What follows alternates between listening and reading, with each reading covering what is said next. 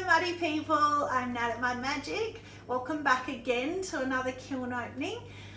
Today my shout out goes to Uncle Rich.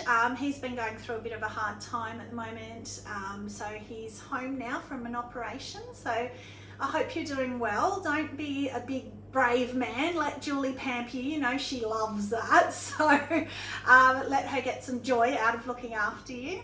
And I actually wanted to do a second shout out today to mine and Tracy's friend Kaz. She has told Trace that she's actually signed up for YouTube and got a YouTube account and subscribed to me. So she's not into like social media and all that sort of stuff. So it means a lot to me that she's done that, and I know it's a big thing for her to do that. So thank you very much, Kaz. This one is dedicated to you. I hope you enjoy it. Miss you, girl. And yeah, you sit back and enjoy. So let's get into it. So we're very cold. I've got him all nice and cold now. And okay. Wow, there's some wows already on the top shelf. There's actually some big pieces down below, so this will probably be a bit quicker today. But we'll start with Tracy's little bowl. She's got two matching. This other one's further down, but she just did the sandbow transfers on the speckled clay. I love that. I think that's so pretty. We'll bring it out again when the other one, she's done a matching one, but on the other one I think I remember she put the transfer on the outside, so it's kind of cute. They're matchy, but not really. So that is just clear over with a sandbow, but it's on the speckled clay, so you can see the speckles in the bottom here as well coming through the transfer. So it's got a little bit of a crack on the bottom, but that's all right. That happens to me all the time too, so that's okay. Now this one, I'm a bit disappointed. So I decided to do my flop bowl, but in a little version. But I should have put seaweed first because I don't really like seaweed. So I don't know why I put it on the top. I like it as a little pop of colour, but that's too much. So I should have done the Smoky Merlot and the Sapphire Float on the top, which I will do next time and try again. But I did promise you all that I'd try the Northern Lights again now that I'm getting colour on obsidian. So I've got 3 obsidian outside, 2 obsidian inside, then 3 of the Smoky Merlot, Sapphire Float and Seaweed. And as you can see, wow, have I got some colour. Compared to when I've done this before, I wish I had Tracy's vase here. I made her a vase years ago. And, well, not years ago, but a while ago.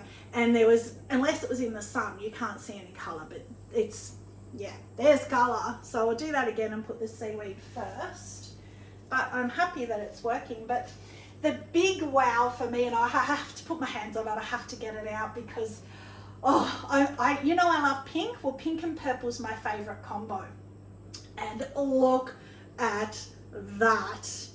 That, to me, I mean, you watch you see other YouTubes and you see people get things out and they say, oh, isn't that spectacular? And I think, no, it's brown or whatever. So everyone has different tastes. So for me, this is me. This is Nat at Mud Magic. That's stunning to me. So all that is, can you believe that's one glaze over obsidian? So that's obsidian, and that is Spectrum Reactive Red. So as we all know, Spectrum Reactive Red, if you've watched my other ones, is pink. But when you put it on obsidian, Trace did a tester on her jug. And I asked her, would you mind putting Spectrum Reactive Red on, see what happens? And it went this beautiful purple. So I went, oh, I have to do that. And look at it, like it's almost opalescent in the bottom. Are you picking that up a little bit? Yeah. It's just beautiful. That's, now my bowl, never going to do it again. I see now I've got a crack as well, so maybe this is going to be crack day kiln, but as long as it goes through, I don't care, especially when I'm keeping it. And oh, that's a forever bowl. That's beautiful. And oh, that's going right up here. That's like kiln best. That's kiln best of the best. Up the top. Now this one's really pretty as well. So this one is another one where I've done the carve with the, when it's thrown on the wheel and straight away used a carving tool and just gone up and down with it. That's iron luster and something. I already can't remember what that is. Oh no, it's not even iron luster. It's blue rutile and chun plum, which I've seen on YouTube and in the Amaco group quite a lot. And it's just interesting. Is it brown clay? Yeah, it's the brown speckle. So where it's broken here, it's bringing the brown through. But I would have sworn that was on iron luster because you get quite a bit of brown inside as well. I don't know if you can see down in here. There's a fair bit of the, no, well anyway, there is. Take my word for it. But other than that, it's very pretty blues and purples and interesting. I think I would like that better without texture because I don't particularly like the brown all that much, but I think if it was just on something without texture, that would be pretty. In fact, if I could swap those around, because I really want to see how this breaks on texture now, see if it breaks pink, because I'm getting the pink still at the bottom. And in the bottom there, you're getting the pink. Whether if you've got texture like that, will it break pink on the lines? Stay tuned, because we're going to find that out. I absolutely 100% promise you I'm doing that. This one, look at this. So this was another tester that I did. I put black aventurine all over a bowl, and then I put all these colours over the top. And when I was doing it in my video, I was looking, I was thinking, oh, they're all a bit matte. And then when I looked afterwards, I thought, oh, the sapphire flowed over, it's beautiful. So I was worried it was going to go everywhere. So I just put obsidian on the foot, because obviously we all know that doesn't run. And being on the brown clay, I didn't want brown at the bottom. So I did obsidian, then the whole rest of it is black aventurine. And then I've put some sapphire float. And you can see here, I had one carved line, and where it's breaking, look at that, it's beautiful. So I think if it had more texture, but the green, it's like an ocean green. It's really pretty. So you can't see any of the speckle from the, inside it's really pulled beautifully. I don't know if you can, it's a bit hard to see inside. We need to do that better, but it's really pulled down like ocean colours. Trace is getting a light for us. Not really working. Anyway, it's really pretty, very oceany. I love that. I'll try that again with more texture. It's funny how you've got to practice with these things to know what does and doesn't like texture, or what you like with or without texture. And I think that where it's really pulled and dribbled would be beautiful with more lines or some carvings or whatever. That's really pretty. And talking about that, I just remembered my vase that I did my first carving on is in here. Now I'm getting excited. Now I want to get down there. I did some flowers. I've done carving, like normal chopped out lines and stuff, but this was flowers. It was my first attempt at some kind of proper carving. So under this little half shelf is Hazel's 4th attempt at doing a planter for her. So please have worked. Oh, I'm a bit scared. Okay, well, it's purple. That's a good start because she loves purple. Her daughter Melinda actually dobbed her in for purple. I asked her what she likes, but I'll do the cones first. So we've got a 5 dead, 6 starting. So again, my kiln is great. It's always the same. Top shelf, nothing big on there. So that's why I think we've got the 5, not 5.5, but very happy with that. Now the planter, dun, dun, dun, dun, has not cracked, so it doesn't even have any S cracks on it. Yay! So it's beautiful. Well, I think it's beautiful. Trace, her jaw just went to the ground like something out of a cartoon. So I remembered this time to put the celadon outside the lavender, and the lavender inside the bowl. So what I did forget though, I can't seem to get this perfect, was to carve the little bowl to get more texture, but actually, or more colour breakage, but I actually think it's beautiful. So this is the last video when I attempted it and it got that massive big crack through, remember I called it the La Brea crack, that was iron luster with oatmeal, which I love, but it was a bit more blue. So I thought, because I wanted purple, I'm going to attempt iron luster and chum plum, which is what this is. And oh, it's beautiful. It's pinks and turquoises. And actually, when I've spoken before about Jen at Scented Ceramics loving pinks and turquoises together, I'm going to send her a photo of that, and she will probably love that. But it's more purpley than pink, but it's beautiful. I think we got there, Hazel. I think you'll like that. So I got a heap of advice on different groups, the Amaco group. Big platters. There's a huge platter in here that takes up a whole shelf, which I'm really scared that that's cracked. So what they said was slow dry it, which I did under plastic for over a week. Then I'll cut it through while it's straight off the wheel. Let it dry on the back. Once it's popped off, let it dry under plastic for about a week. And then put it on grog. So I've got medium grog on the shelf, because then when it shrinks and expands, it can move. It's not stuck on the shelf. And Hazel's last time cracked in the glaze firing. Bisque was fine, but glaze it cracked, and apparently it shrinks more in glaze. So that's yay. Oh, yay. I'm so glad that I've got that. So Hazel, we've got to make a lunch date. Give you your planter. So I'll put that up there too. That's very exciting. So that's that shelf done. I had to put cookies and little props because it was not quite the right height. So it wasn't all that stable either. So I'm glad that all worked out. Keep that flat because it's got a grog on it.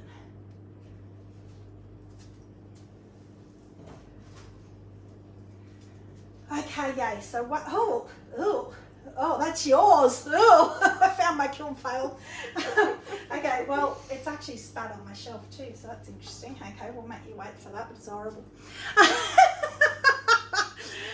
Code 5.5.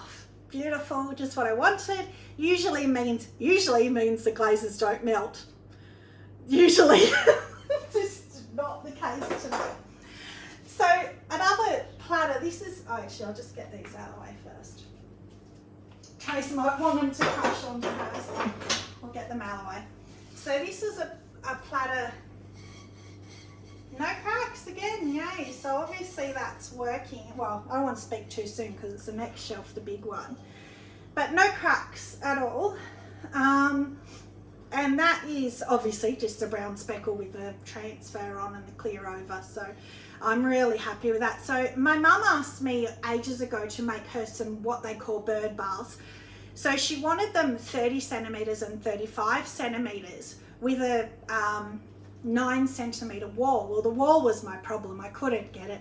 So much clay. So that one I think was 3 kilos. That was my first attempt. Then I did 5 kilos, which is next shelf down, and we'll see that. And that took up the entire shelf when it was, when I first put it in there. So it's probably shrunk a bit, but it took my entire shelf, and that was for 30 centimetres.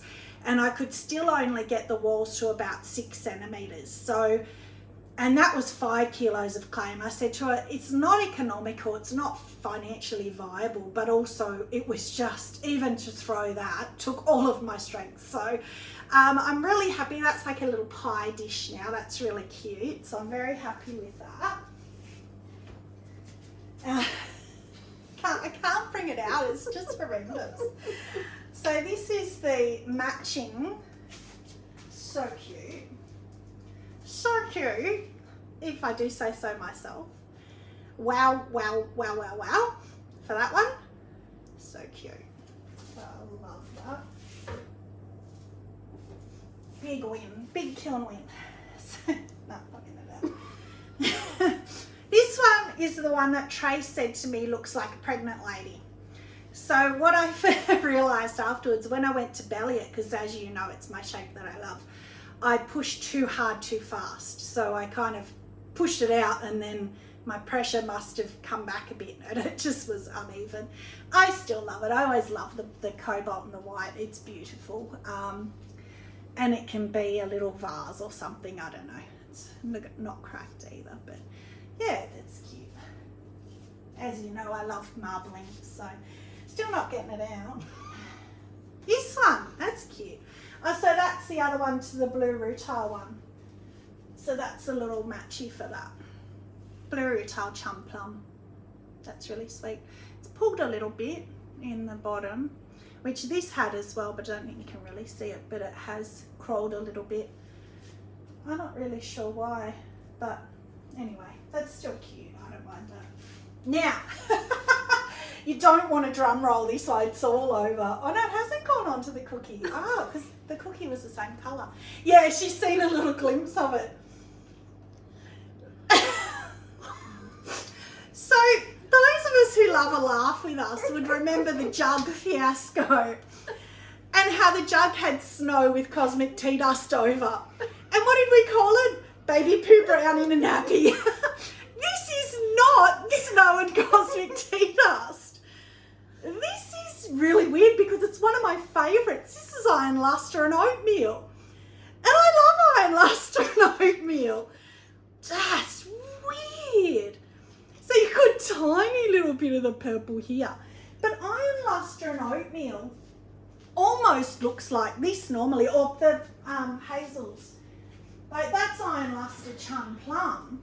So you normally with iron lustre oatmeal get these beautiful blues and pinks and purples.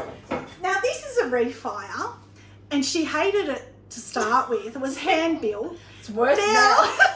She's not meant to have this. So Hazel, do you want another planter?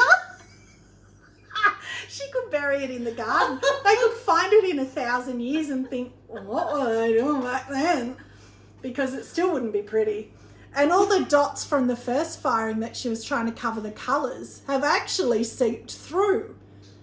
Iron lustre and oatmeal, which are supposed to be opaque glazes. You're not supposed to be able to see through. Look at this ring on the bottom. That's about the only pretty part. There's like this green ring on the bottom. She don't even want to touch that. She don't want to hold it. She's backing away. That's horrendous. Well done. You got the kiln fail. I'm not even at the bottom of the kiln, and she's got the kiln fail already for this one. That's a shocker. And it's actually spat glaze all over this shelf. It's not dribbled, it's actually spat. So that's going to be fun. She can grind that. I was about to say I've got some grinding to do. Well, no.